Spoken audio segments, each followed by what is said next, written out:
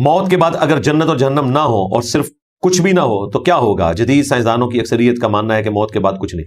سائنسدان تو اس لائن چڑھتے ہی نہیں، پتہ نہیں آپ کو کون سے جاہل سائنسدان ملے. سائنس کا تو ٹاپک ہی یہ نہیں ہے بھائی. سائنس کی جو بیسک ڈیفینیشن ہے وہ ہے the knowledge obtained through observations and experiments is known as science. مشاہدات اور تجربات سے حاصل کیا گیا علم سائنس کہلاتا ہے، جو فزیکل فینومینا آف نیچر کا علم ہے.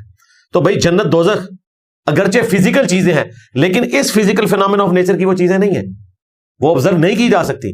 فرشتے آبزرو نہیں ہو سکتے، عذاب قبر آبزرو نہیں ہو سکتا. یہ ذہن میں رکھیے گا، یہ ایمان بالغیب سے تعلق رکھنے والی چیز ہے.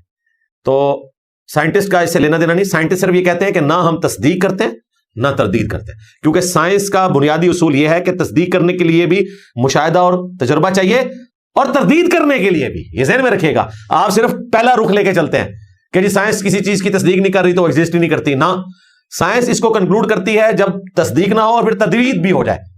جس طرح ہمیں کئی چیزوں کی تردید ہوگی. پہلے یعنی پبلک میں مشہور تھا کہ کیچڑ میں خود بخود مینڈک پیدا ہو جاتے ہیں، تو تجربات کے ذریعے سائنس نے اس چیز کو نگیٹ کیا کہ یہ بات ایسے نہیں ہوتی ہے، بلکہ یہ انڈے موجود ہوتے ہیں، ان میں سے یہ بچے نکلتے ہیں جو ہمیں اس وقت نظر نہیں آ رہے ہوتے. اسی طریقے سے آپ نے شروع میں اسکول لیول پہ وہ تجربہ بھی پڑھا ہوگا کہ جار کے اندر اگر گلا سڑا گوشت ڈال دیا جائے تو اس میں خود بخود کیڑے پیدا ہو جاتے ہیں. پہلے لوگ یہی سمجھتے تھے، لیکن پھر پتہ چلا کہ نہیں، وہ لارواز پیدا ہوتے ہیں ان انڈوں کے ذریعے.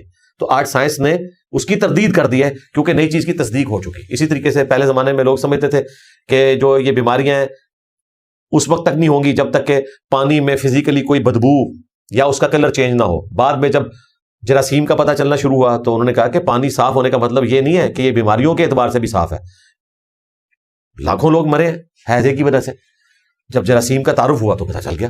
تو اس طرح سائنس صرف ان کوشچن سے ڈیل کرتی ہے جو فزیکل فینومینا آف نیچر سے تعلق رکھتے ہیں، اور ہمارا تو دعویٰ یہ ہے کہ یہ چیزیں فزیکل فینومینا کی ہے ہی نہیں ہے. اسی طریقے سے پیغمبروں کے جو معجزات ہیں وہ بھی فزیکل فینومینا آف نیچر میں آنے والے نہیں ہیں، تب بھی تو وہ پیغمبر ہیں.